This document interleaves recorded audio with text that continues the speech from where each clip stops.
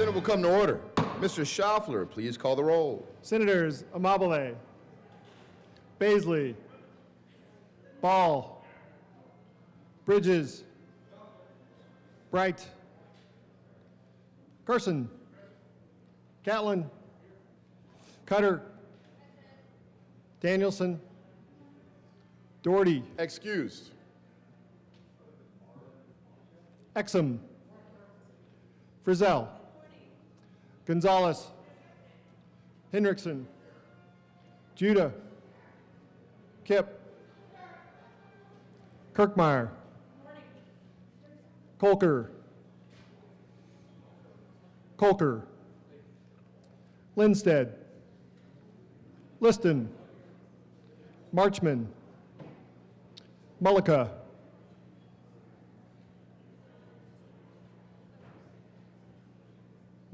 Excused. Pelton B, Excused.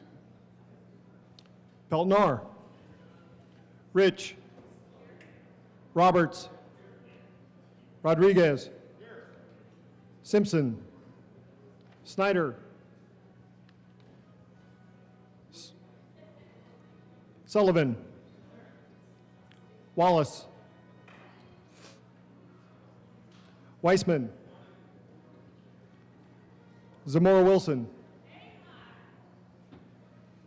Senate District 21 vacant. Mr. President. Let's do this. The morning roll call is 31 present, 0 absent, 3 excused, 1 vacant. We have a quorum. Senator Baisley, would you please lead us in the Pledge of Allegiance?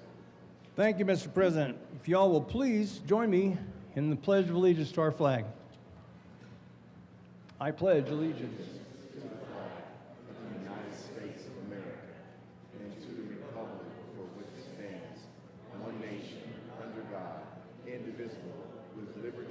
Justice for all.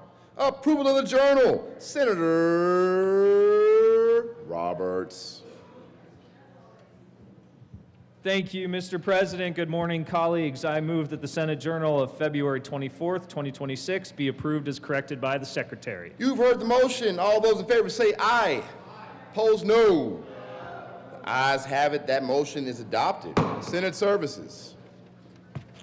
Correctly printed, Senate Bill 121, 122, and 123. Correctly engrossed, Senate Bill 46. Correctly re-engrossed, Senate Bill 5, 18, 25, 31, and 85. Correctly enrolled, Senate Bill 52. Senate Joint Resolution 12. Senate Resolution 001. Committee reports. Committee on State Veterans and Military Affairs. After consideration on the merits, the committee recommends the following. Senate Bill 55 be postponed indefinitely. After consideration on the merits, the committee recommends the following. Senate Bill 57 be postponed indefinitely. After consideration on the merits, the committee recommends the following. Senate Bill 58 be postponed indefinitely.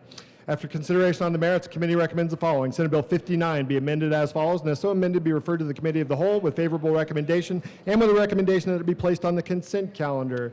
Mr. President, the Committee on State Veterans and Military Affairs has had under consideration and had a hearing on the following appointments and recommends that the appointments be placed on the consent calendar and confirmed. Members of the State Historical Society Board of Directors for terms expiring July 1st, 2028. Bonnie Gross of Denver, Colorado, appointed. Nancy Chisholm of Lakewood, Colorado, reappointed. Zebulon Miracle of Grand Junction, Colorado, reappointed. Jennifer Kim McDonald of Los Animas, Colorado, reappointed. Mr. President, the Committee on Finance has had under consideration and had a hearing on the following appointments and recommends that the appointments be confirmed. Members of the Public Employees Retirement Benefit Plans for a term expiring July 10, 2028. Cynthia Lowe of Boulder, Colorado, to serve as a representative with experience and competence in investment, management, finance, banking, economics, accounting, pension administration, or actuarial analysis, occasioned by the resignation of Taylor McLemore of Denver, Colorado, appointed effective July 11, 2025 for a term expiring July 10, 2029. Andrew Shemp of Denver, Colorado, to serve as a representative with experience and competence in investment management, finance, banking, economics, accounting, pension administration, and or actuarial analysis, appointed. The Committee on Finance has had under consideration and had a hearing on the following appointments and recommends that the appointments be placed on the consent calendar. Member of the Securities Board, effective July 2nd, 2025 for a term expiring July 1st, 2028. Andrea Gincha of Louisville, Colorado, to serve as a certified public accountant, appointed. The Committee on Finance has had under consideration and had a hearing on the following appointments and recommends the appointments be placed on the consent calendar and confirmed. Member of the State Board of Equalization for terms expiring September 2nd, 2029. Rosalind Saucedo of Pueblo, Colorado, to serve as a member with knowledge of property taxation appointed. The Committee on Finance has had under consideration and had a hearing on the following appointments and recommends that the appointments be placed on the consent calendar and confirmed. Members of the Colorado Housing and Finance Authority Board of Directors for terms expiring July 1st, 2029. Willa Williford of Crested Butte, Colorado, to serve as a member representing the public appointed. Melinda Pollack of Denver, Colorado, to serve as a member representing the public appointed. Committee on Business, Labor, and Technology, after consideration on the merits, committee recommends the following. Senate Bill 50 be referred to the Committee of the Whole with favorable recommendation and with a recommendation that it be placed on the consent calendar. Senate Bill 51 be amended as follows, and is so amended be referred to the Committee of the Whole with favorable recommendation and with a recommendation that it be placed on the consent calendar. Mr. Schaffler, please add Senator Mullica to the roll. No. Third reading of bills, final passage. Mr. Schaffler, please read the title. Members, we're on third reading. Members, we're on third reading. Thank you. Mr. Schaffler, please read the title of Senate Bill 46. Senate Bill 46 by Senators Frizzell and Ball and Representatives Richardson and Zakai, concerning procedural requirements for the administration of property tax and in connection therewith modifying deadlines and certain requirements for transmitting information related to taxable property. Senator Frizzell. Thank you, Mr. President. I move Senate Bill 26046 on third reading and final passage and ask for a favorable vote. Further discussion? Seeing none, the motion is the passage of Senate Bill 46. Are there any no votes? With a vote of 32 ayes, 0 noes, 0 absent, 2 excused, 1 vacant, Senate Bill 46 is passed. Co-sponsors. Senators Kipp, Carson, Marchman, Judah, Cutter, Exum, Bridges, Roberts, Snyder, Kirkmeyer, Catlin, Mullica. Please add the president. General orders. Second reading of bills. Senator Wallace. She's on her way.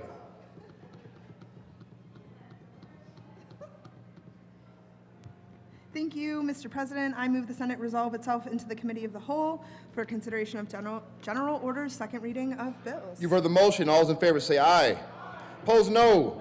What? The ayes have it. The motion is adopted. The no vote was by the committee chair. The Senate will resolve itself in Committee of the Whole for consideration of general orders, second reading of the bills, and Senator Wallace will take the chair. Get you some. Thank you. You got it.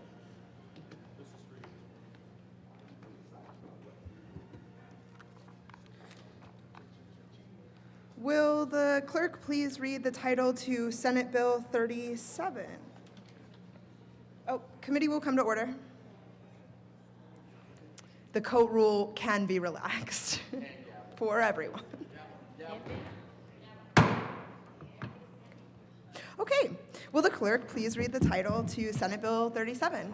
Senate Bill 37 by Senators Rich and Roberts and Representatives Soper and Espinoza, concerning allowing local elected judicial officers to set weekend bonds. Senator Rich. Thank you, Madam Chair. I move Senate Bill 26037 and the Judiciary Report. To the Judiciary Committee reports. Senator Rich. Thank you, Madam Chair. The Judiciary, we had an amendment that removed the potential increase in expenditures for the Office of State Public Defender, and we had a unanimous vote in Judiciary. I ask for an aye vote. Is there any further discussion of the Judiciary Report? Seeing none, the motion is the adoption of the Judiciary Committee report. All those in favor say aye. Aye. Those opposed, no. The ayes have it and the report is adopted. There is an amendment at the desk. Will the clerk please read Amendment 002? Amendment L002. Senator Roberts. Thank you, Madam Chair. I move L002.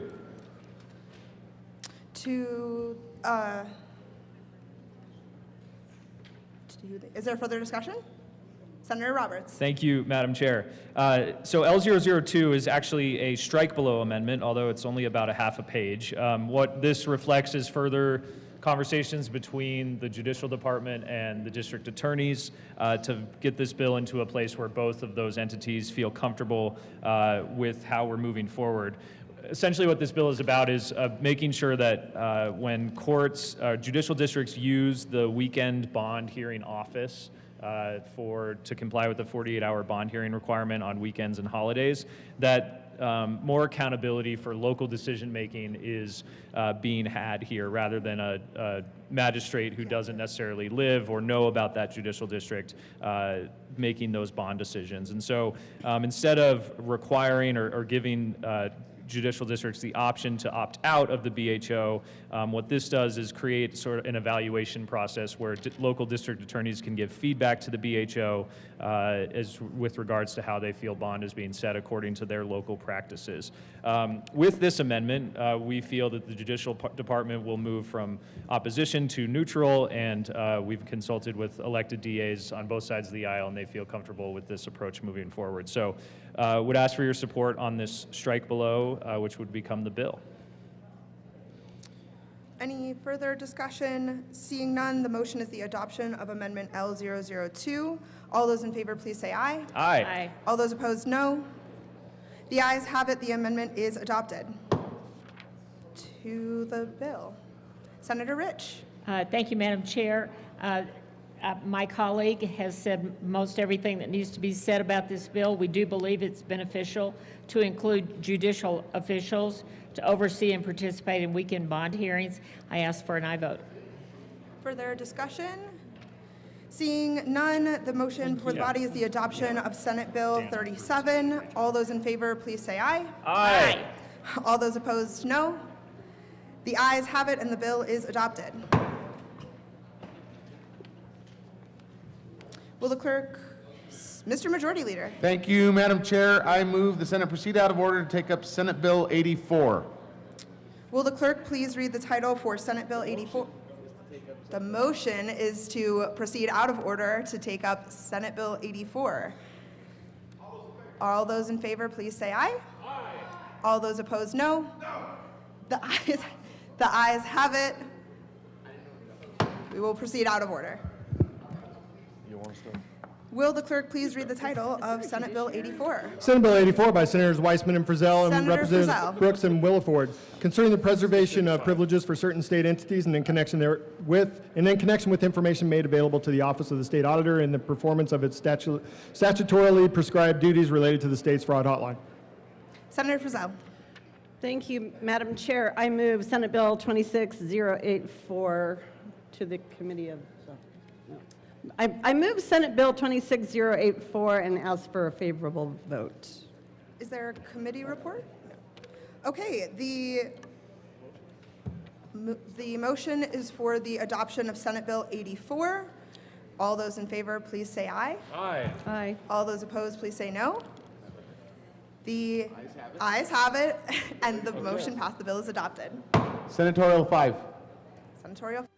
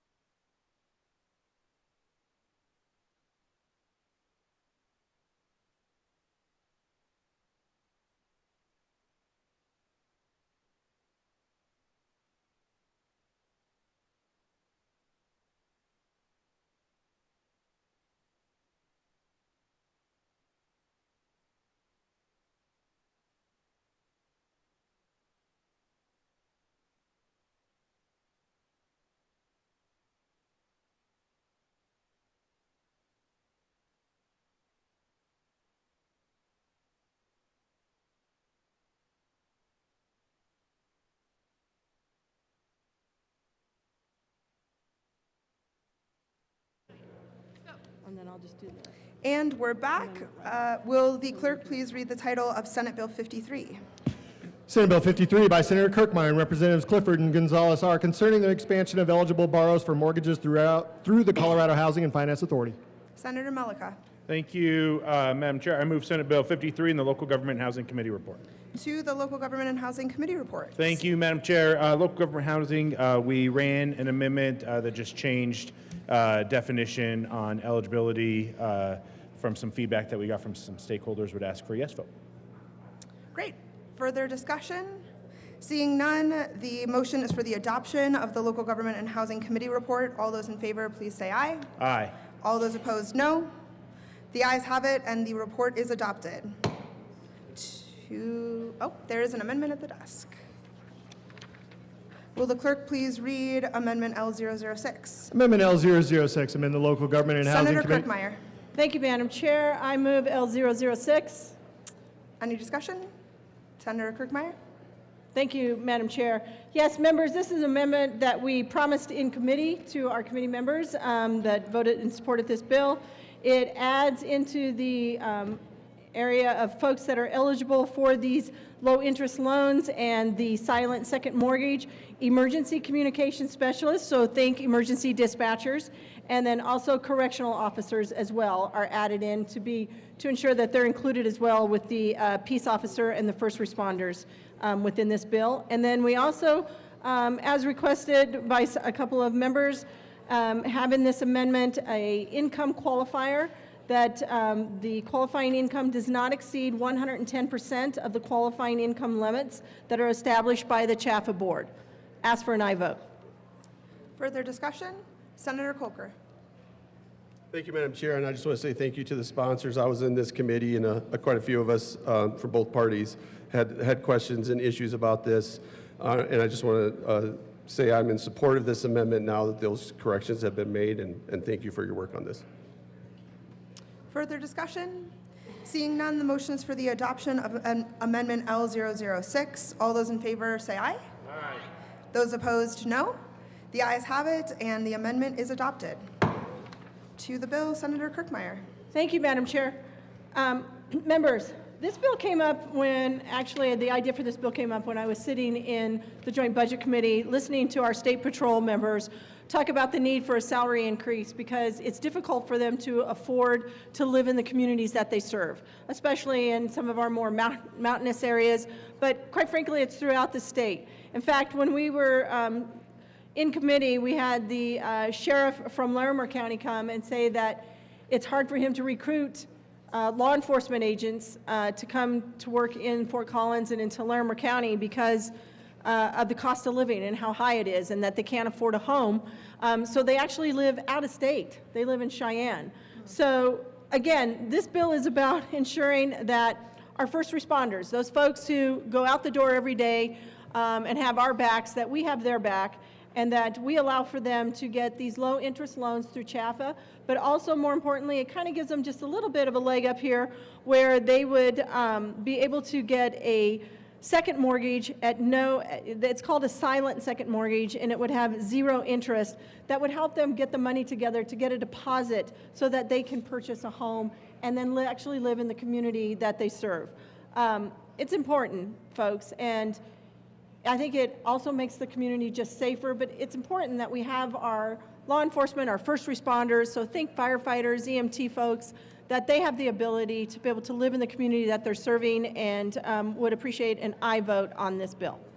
Senator Malika. Thank you, Madam Chair, and thank you to my co-prime sponsor, who I think said some amazing words, and I'm not going to belabor the fact that what this bill is about is it's about taking care of the folks who take care of us, making sure that these folks can afford to live in the communities that they serve.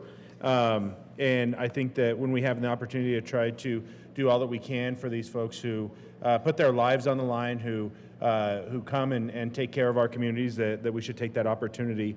I will also just reference as well that CHAFA is supportive of this bill. The organization that will be running the program, that does run this program, we've worked with them. They have plenty of enough space and ability to run this program and to make sure that these that this is offered, Jesus Christ, that this is offered. Jesus Christ is in support of the bill, too.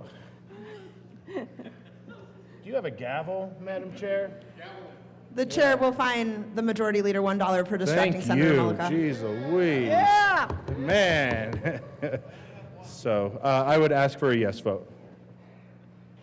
Senator Amabile. Thank you, Madam Chair. I appreciate the spirit of this bill, but I just want to say most people are not able to afford to live in their community. Most of the people who perform very important services for our community, including nurses, teachers, mental health care workers, who also perform a vital service. And they do it at their peril a lot of times. I mean, we hear all the time of nurses being injured while they're doing this important work. And we hear about teachers who have to live hours away from where they work. And so I don't really understand why we've settled on one group of very worthy public servants. I would rather we figure out a way to make housing more affordable for everyone who wants to buy a home so that they can live in the community that they choose to live in, and they can buy a home and live the American dream. So I just wanted to say that for me is a little bit of a flaw, because we have so many people who have devoted their lives to public service who are not going to benefit from this bill. Senator Kirkmeyer. Thank you, Madam Chair, and I appreciate the comments from the good senator from Boulder. And I would just say that last year there was a bill that was passed that was specific to teachers with regard to loans from CHAFA. And also the income limits are still basically the same, and that anyone with low income to low to moderate income can still qualify for loans from CHAFA as well. So, Senator Baisley. Thank you, Madam Chair. So I think this is a worthy conversation for a board of directors for a lending institution. I just didn't realize that I would be a member of that board as a member of the state Senate. I did not realize until this bill came up before committee that the state of Colorado is a lender in the mortgage field. So for some reason, I don't have all the 44 volume set of the Colorado Revised Statute memorized, but when I read this, the modified sections by this bill, it in volume 29-4-712 reads, upon the approval by the board, blah, blah, blah, upon the authorization of the bonds, the board shall authorize the executive director to invest in, purchase, participate in the purchase, make commitments for the purchase or participation in the purchase, and take assignments from lenders of mortgage loans, and to make loans and commitments, therefore, to lenders. I just wanted to make the world aware, at least Colorado citizens aware, that we, the state of Colorado, are in the mortgage business, and I find that to be a wholly inappropriate role for the state of Colorado. So while it is a good idea to extend these mortgage rates to our first responders and folks who we want to support and show appreciation for, I just don't think that we ought to be doing that. We should not be in this business at all, so I'll be a respectful no just to express how I don't believe that that's an appropriate role for government. Thank you, Mr. Chairman. Madam Chair, pardon me. Senator Kirkmeyer. thank you, Madam Chair. I'm not sure which sections of law that the good senator from Douglas County was speaking to. From Woodland Park, thank you. That's not Douglas County. Teller County. From Teller County, Woodland Park was speaking to. But I will say, I'm thinking it might have been the Colorado Housing and Finance Authority sections. So these loans are originated through the Colorado Housing Finance Authority, which is a special purpose authority and outside of state government, just so everyone understands. So it's not actually the state of Colorado who is offering these loans and does this mortgage business. It is through what's called a special purpose authority. Thank you. Senator Liston. Thank you, Madam Chair. Well, members, I heard this bill in local government, and I'm generally supportive of it. You know, we definitely want to help our good first responders, but I would hope that maybe along the process, in our zeal to help our first responders, is that inadvertently we don't make such a great deal that we're inadvertently giving away the farm, so to speak. If I understand it correctly, is that a person under this bill, in our efforts to help them, they could be buying their third or fourth home, and they can have a salary, you know, even in law enforcement or police or fire or whatever, of you know, $150,000, $200,000, and they've kind of moved up a little bit, and they find out about this bill that they can now leverage it to be able to go from a $400,000 home to an $800,000 home, and it's maybe their third or fourth or fifth home.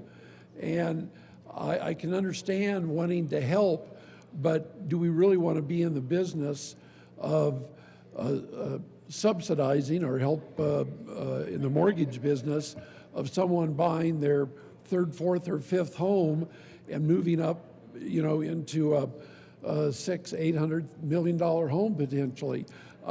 In our efforts to encourage somebody and that might need their help on their first or second home, I can understand that, but I would maybe hope that along the process that that maybe CHAFA or whomever puts in a little bit of guardrails that that we're not subsidizing someone that already has a very nice home and is now finds out that they have the ability that they can borrow money at a very favorable rate and get into a very, very expensive home. Not that I'm against that, but I don't think that that should be the purpose of this bill. I will still be supportive of it, but I hope that as the bill moves along, that there's some certain guidelines that can be placed in.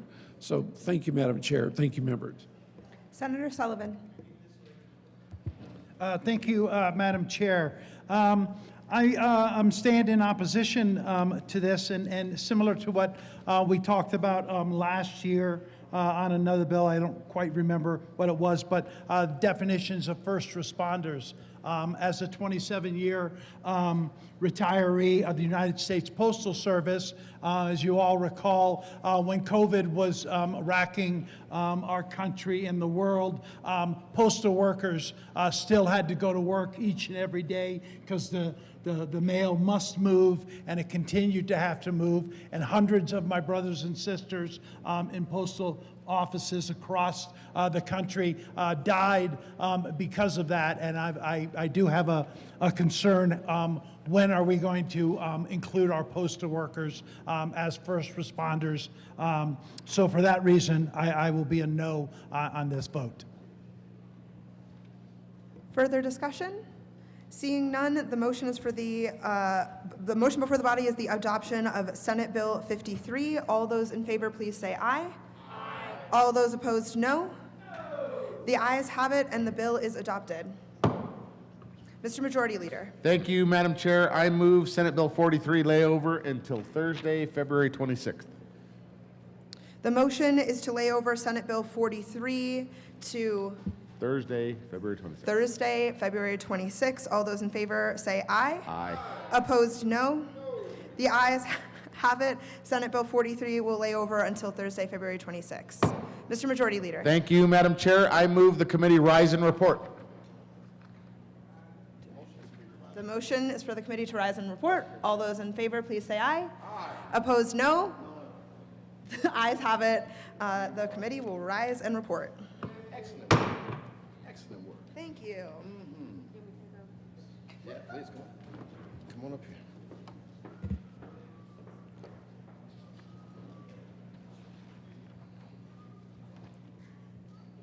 The Senate will come to order. Senator Wallace. Thank you, Mr. President. The committee has met and had a number of bills under consideration. Will the clerk please read the report? February 25th, 2026.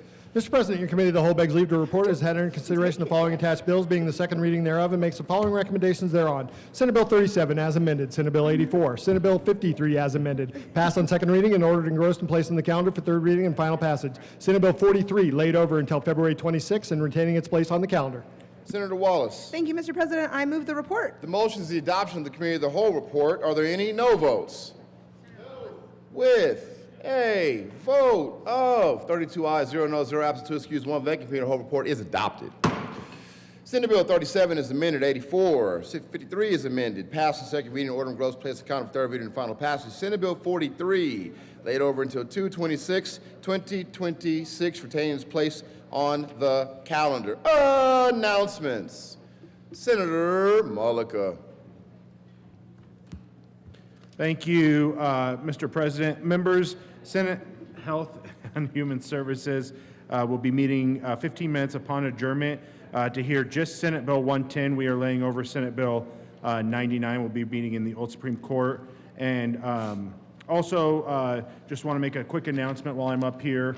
All of you should have gotten these cake pops on your desk. And it is Colorado Pharmacist Society Day at the Capitol. And if you see a pharmacist, welcome them. Very good. Senator Amabile. Thank you, Mr. President. The Joint Budget Committee will be meeting today for figure setting. Probably not on adjournment, but definitely at 1:30. Very good. Senator Marchman.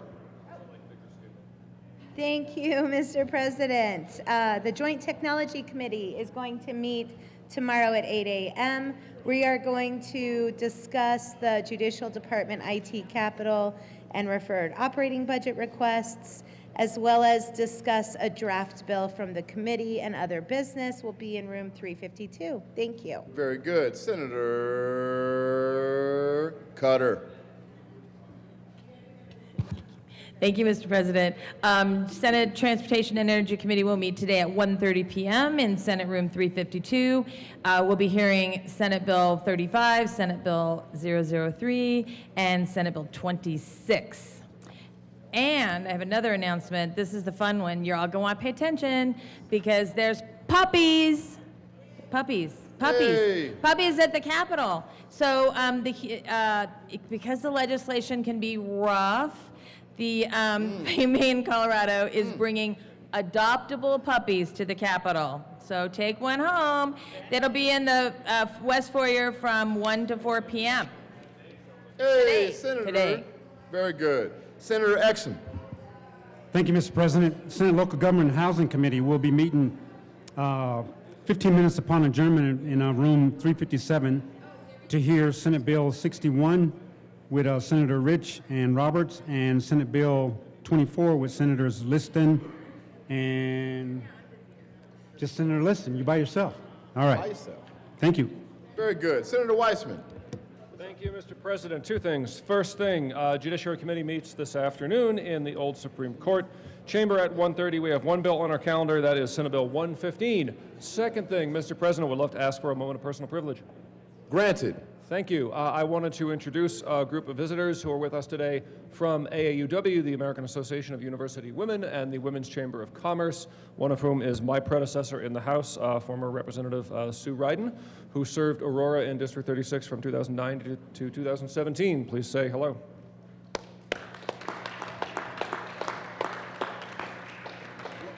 Welcome to the Senate. Further announcements. Senadora Gonzalez. Thank you. Mr. President, I request a moment of personal privilege. Granted. Thank you, Mr. President. Colleagues, last night, I lost a neighbor.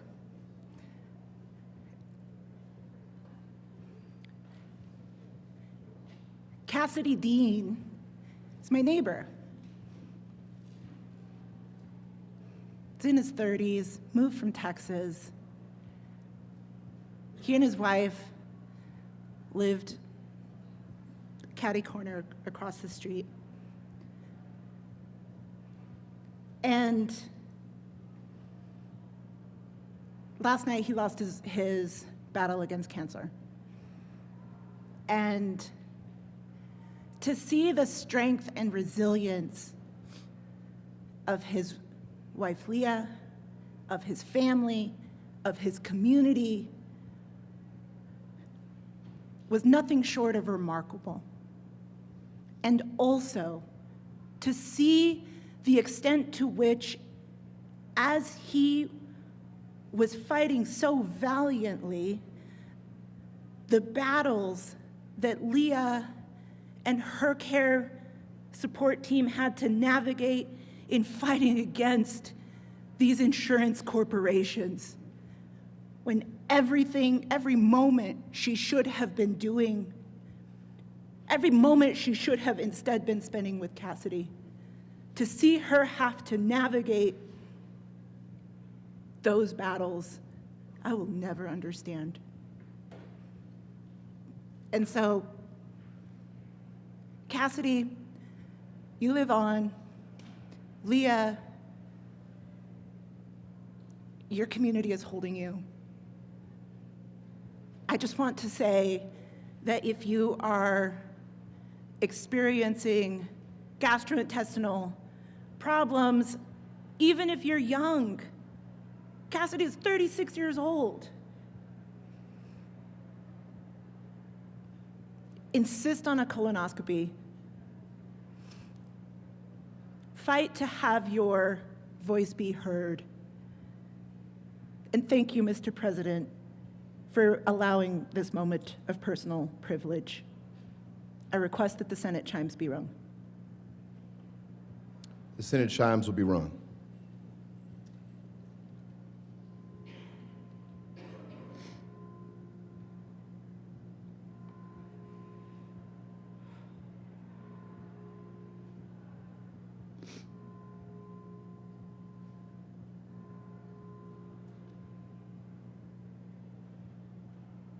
Thank you, Mr. President.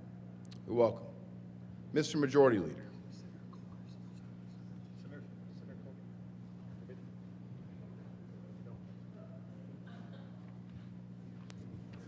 It's a caucus revolt. Thank you, Mr. President. Colleagues, tomorrow we will be holding the election for replacement for President Pro Tem. Just want to make that announcement. We will be recessing as we have to read some bills across the desk. There's no need to return. On that note, Mr. President, I move the Senate recess until 11:30 a.m. today. You heard the motion. All those in favor say aye. Aye. Opposed, no. The ayes have it. The Senate will recess until 11 a.m. today.